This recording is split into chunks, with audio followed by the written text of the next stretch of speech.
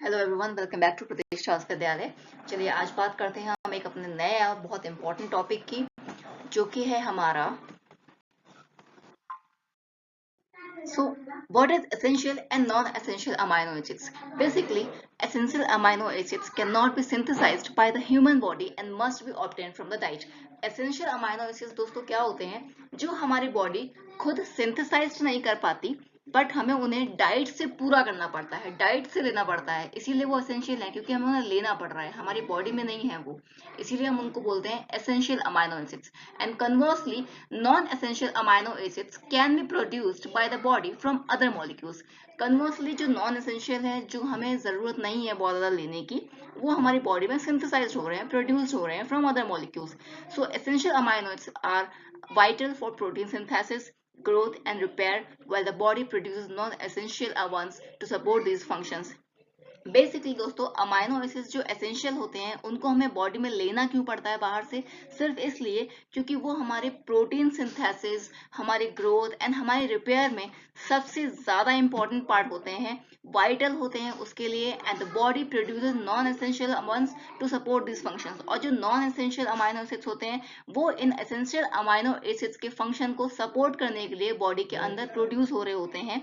And essential की जरूरत हमें पड़ती है हमारी ग्रोथ के लिए, हमारे अंदर प्रोटीन सिंथेसिस के लिए। अगर प्रोटीन सिंथेसिस नहीं होगी तो बॉडी के सेल का स्ट्रक्चर नहीं बनेगा प्रॉपर, इसके लिए हमें एसेंशियल अमाइनो एसिड्स की जरूरत पड़ती है। चलिए बताते हैं कि कौन से एसेंशियल अमाइनो एसिड्स हैं एंड कौन से नॉन एसेंशियल अमाइनो एसिड्स हैं। एसेंशियल मींस जिनको हमें बॉडी में डाइट से लेना पड़ता है, एंड नॉन एसेंशियल जो हमारी बॉडी ऑलरेडी बना रही है, जो एसेंशियल अमाइनो एसिड्स के फंक्शन में बहुत हेल्पफुल होते हैं। एंड एसेंशियल अमाइनो एसिड्स वो अमाइनो एसिड्स जो हमारी बॉडी में protein synthesis, growth and repair में वाइटल होते हैं, जिनके बिना ये पूरे नहीं हो सकते। तो चलिए जो लिस्ट है वो आपको दिखाती हूँ कि जो एसेंशियल अमाइनो एसिड्स हैं वो होते हैं histidine, isoleucine, leucine, lysine, methionine, phenylalanine, threonine, tryptophan and valine. यानी कि इन अमाइनो एसिड्स को हमें डाइट से लेना ही पड़ता है। एंड नॉन एसेंशियल मींस जो हमारी बॉडी में ऑलरेडी प्रोड्यूस हो रहे हैं, these are alanine, arginine, asparagine, aspartic acid, cysteine, glutamic acid, glutamine, glycine, proline, solenocysteine, serine and tyrosine. These are the non-essential amino acids which are important for the function of essential amino acids। चलिए आपको बताते हैं कि जो amino acids होते हैं essential amino acids, उनके हमारी बॉडी में फंक्शन क्या क्या होते हैं, किस अमाइनो एसिड का क्या फंक्शन है हमारी बॉडी में। चलिए हम इसको डिस्कस करेंगे। अब जैसा कि पहला अमाइनो एसिड है हिस्टिडीन। हिस्टिडीन क्या करता है, बेसिकली ये हीमोग्लोबिन का एक कंपोनेंट होता है ब्लड में, essential for growth and repair of tissues and protects nerve cells. Nerve cells को प्रोटेक्ट करने का काम हिस्टिडीन का होता है। आइसोल्यूसिन की अगर हम लोग बात करें तो ये स्टेबलाइज करता है, रेगुलेट करता है ब्लड के शुगर लेवल को, और बेसिकली हीलिंग प्रॉपर्टी देता है मसल टिश्यू के रिपेयर के लिए। आइसोल्यूसिन का होना बहुत इंपॉर्टेंट है। मींस अगर मसल कहीं भी रप्चर हो रही है तो अगर हमारी बॉडी में आइसोल्यूसिन प्रेजेंट है, एसेंशियल अमाइनो एसिड प्रेजेंट है, तो हमारी बॉडी में जो रिपेयरिंग है वो बहुत अच्छी होगी, हीलिंग बहुत अच्छी होगी। अब बात करते हैं ल्यूसिन की।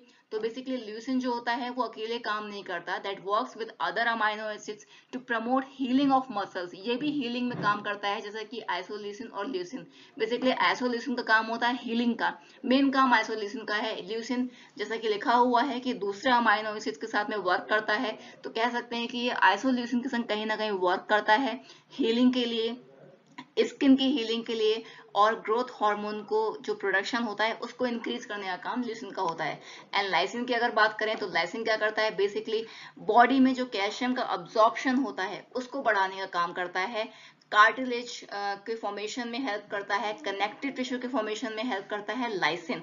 And has the production of antibodies that fight infection. मतलब अगर कहा जाए कि एंटीबॉडीज के अगर बेसिकली प्रोडक्शन में जरूरत पड़ती है तो लाइसिन की जरूरत पड़ती है।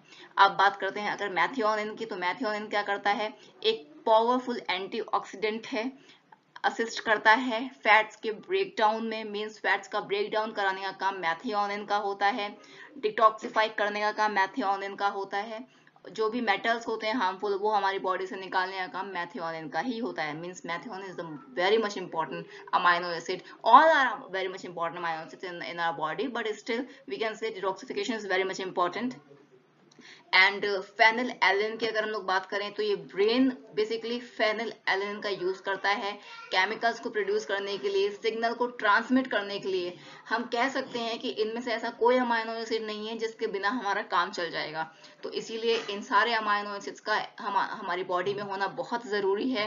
एंड प्लीज इस टेबल को बहुत बहुत मैंडेटरी है, आप इसको याद करिए ताकि आपको पूरी की पूरी चीजें क्लियर हो सके हमारी बॉडी में अमाइनो एसिड्स कैसे काम करते हैं।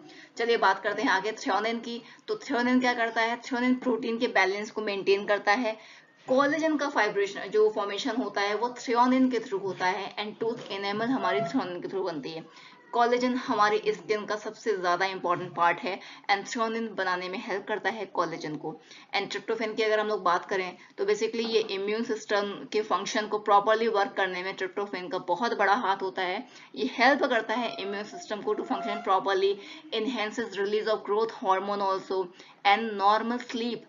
मोस्ट इंपॉर्टेंट चीज, ट्रिप्टोफेन कोई और अमाइनो एसिड नहीं, जबकि ट्रिप्टोफेन जो होता है वो स्लीप को नॉर्मल करने में बहुत इंपॉर्टेंट है। सारे के सारे फंक्शन, सारे के सारे अमाइनो एसिड्स बहुत इंपॉर्टेंट है, कहीं से कुछ भी एग्जाम में पूछ सकते हैं। तो आप इन पूरी की पूरी टेबल को क्लियर करिएगा अपने माइंड में प्रॉपर तरीके से। अब चलिए बात करते हैं हम लोग वेलाइन की। वेलाइन का क्या काम होता है? वेलाइन का काम है बेसिकली मसल के मेटाबॉलिज्म में एंड कोऑर्डिनेशन में। मींस मसल का कोऑर्डिनेशन अगर आपका हो रहा है तो आप कहीं ना कहीं आप इस बात को समझिए कि वेलाइन है जो आपकी मसल के कोऑर्डिनेशन में हेल्प कर रहा है।